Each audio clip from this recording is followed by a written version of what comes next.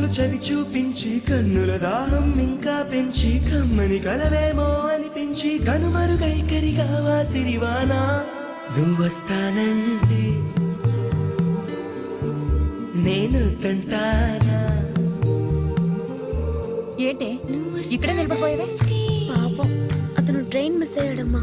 అవునే పాపం, ఇప్పుడు ఏం చేయలేదా? ఇక్కడ నిలబడి ఏం చేస్తావు? నువ్వు రా. నువ్వొస్తానంటే నేను తంటానా.